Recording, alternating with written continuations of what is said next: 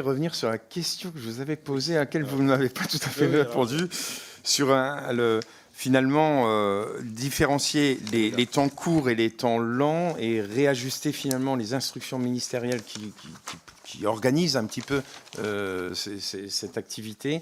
Alors ça a été repris par le ministre Sébastien Lecornu fin octobre dernier sur la réorganisation interne de la DGA et de ses procédures. Et dans ces procédures, il y a les instructions ministérielles qui en découlent. Donc, est-ce que vous pouvez nous éclairer un petit peu sur ces nouveaux changements? Oui. Alors effectivement, c'est pas que je voulais pas répondre, c'est juste qu'on a embrayé directement sur les questions des orateurs. Mais donc, alors, dans la simplification et l'expression des besoins, effectivement, le passage de l'instruction dite 15-16 à l'instruction 16-18 a déjà permis une simplification et offre des possibilités d'accélération des processus. C'est-à-dire en définissant le stade de préparation, le stade de définition, le stade de préparation, et puis ensuite le stade d'utilisation, en donnant la possibilité de limiter le nombre de jalons pour gagner du temps, non pas enfin c'est pour aller plus vite, mais pour gagner du temps dans le calendrier de délivrance au profit des forces. Pour la partie expression du besoin, il y a un document unique d'expression du besoin qui permet aussi d'avoir quelque chose où les armées donnent cette première expression de besoin, qui est ensuite discutée avec la DGA, et ensuite qui permet d'avoir, dès le début, en fait, des précisions sur le besoin des armées. Le travail qui est fait actuellement, c'est extrêmement important, c'est comment éviter une surspécification en privilégiant, alors pour le temps court, plutôt le calendrier et bien sûr les coûts de toute façon, au détriment éventuel de la performance. C'est-à-dire qu'on est prêt à accepter, on met des clauses où on est prêt à accepter des performances un peu moindres si le calendrier est respecté. Donc le fait de disposer, quand on dit on veut être prêt dans cette LPM à la perspective d'un engagement majeur, il faut qu'on dispose de capacités. Donc en ayant déjà enrichi, amélioré nos capacités actuelles, parce qu'évidemment on ne peut pas avoir une frégate en une semaine. Et ensuite également, toujours dans le temps long, privilégier la performance avec le bon niveau d'ambition.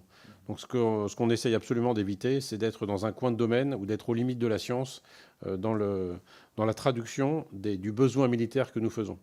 Donc là, c'est un travail avec la DGA et aussi les industriels pour dire est-ce que ce truc est réaliste. Donc en fait, la 16-18, elle offre déjà un cadre extrêmement favorable, je trouve, pour le tempo des opérations d'armement. Pour le temps court, c'est un peu moins adapté, mais c'est pour ça qu'il y a eu la force d'acquisition réactive et une capacité dite aussi fast track, donc capacité d'acquisition rapide, avec la DGA et l'état-major des armées, où on achète sur étagère. Il y a un programme de drone qui est en cours, qui est un drone moyen de 50 à 100 kg qui est en cours sur ce sujet-là.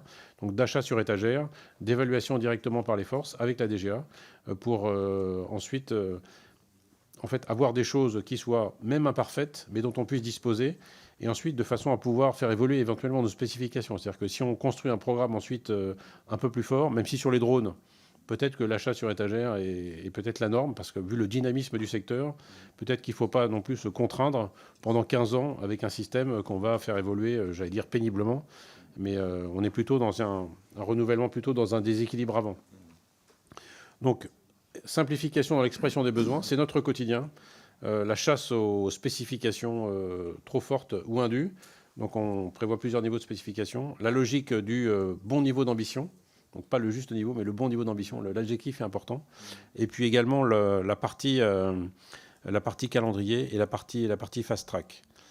Vous aviez évoqué aussi l'équilibre entre la masse et la haute technologie. Ça rejoint le point en fait sur la simplification.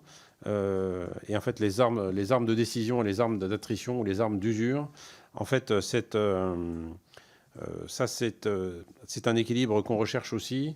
Est-ce qu'on peut simplifier justement dans les normes aussi? Est-ce qu'on peut simplifier dans les munitions quelques normes qui permettent d'augmenter la cadence de production par la simplification des processus ou des tests, tout en gardant une partie haute technologie? On voit bien qu'il faut on le voit bien dans dans ce qui se passe actuellement entre Israël et l'Iran, il y a des deux, ou dans l'Ukraine et la Russie. Il y a des drones à bas coût, et il y a aussi des missiles de haute technologie qui sont tirés de part et d'autre. Donc il y a bien cet équilibre. Il y a ce qui se passe sur le front. On est plutôt sur les armes d'usure. Et puis après, il y a ce qui se passe dans la profondeur du champ de bataille, où là, on est plus sur de la haute technologie. Donc il faut cet équilibre.